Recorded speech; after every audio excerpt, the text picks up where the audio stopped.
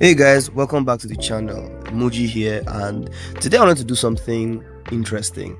The Acolyte just finished, and what a shit show.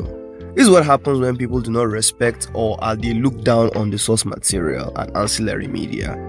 Anyway, this isn't a video dedicated to shitting on the show, rather I'll do something more positive, offer something better.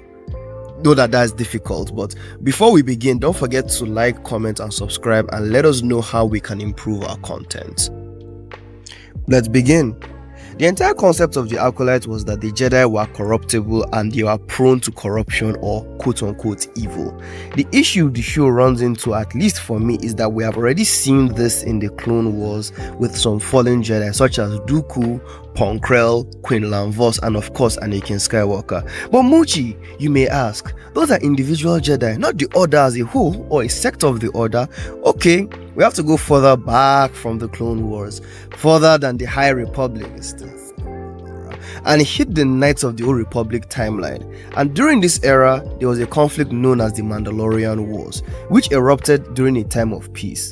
The Jedi Order split into half, those who would stay and do nothing as they felt it was not the place of the Jedi to get involved in the Republic's conflict, and the Revanchists under the lead of Revan, and they split in from the main Jedi Order to fight and defend the Republic.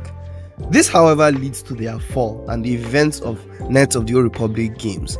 Now, during the events of the Mandalorian War, the events of the Kotor books take place, and it takes place roughly before the games, a few years. And they surround a group known as the Jedi Covenant, and they take a morally grey to a whole new level, being borderline evil. The Jedi Covenant are an enclave of Jedi who had a presence on Taris, led by a family known as the Dreys. The Dreys are seers, and Jedi who could see into the future, albeit not that clearly. The Dreys made a promise to prevent the Sith from ever rising from within the ranks of the Jedi by any means necessary, which is a reference to Tales of the Jedi and Ulikeldroma's and Exar Kun's rise to power. This comes to a head when they see that the Sith would rise from their own enclave. Meet Zane Carrick, our protagonist, an all-around mediocre guy. He was always late, he didn't have such a strong connection to the Force, and he was now paired with his polar opposite, his master, Lucian Drey, of the Drey bloodline. He, unlike his mother, wasn't a seer. This leads him to being also morally weak and being also the de facto leader of the conclave. That is a recipe for disaster. What they do is so heinous that it kickstarts the events of this book. Zane was always late to everything in his life, and foreseeing a dark future, the Jedi Covenant gathered their Padawans for a nice ceremony to promote them. Zane, being late as he is, rushes back to find out that his masters have locked up and brutally murdered their Padawans just like Anakin Skywalker.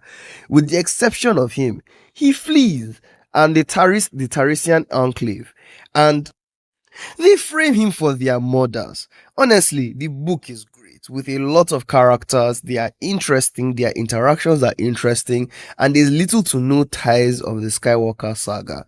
The closest being Vortex events, which has a lot of cool stuff that I won't spoil. But anyway, the Jedi Covenant also have an assassin as well, which is very, very morally dubious.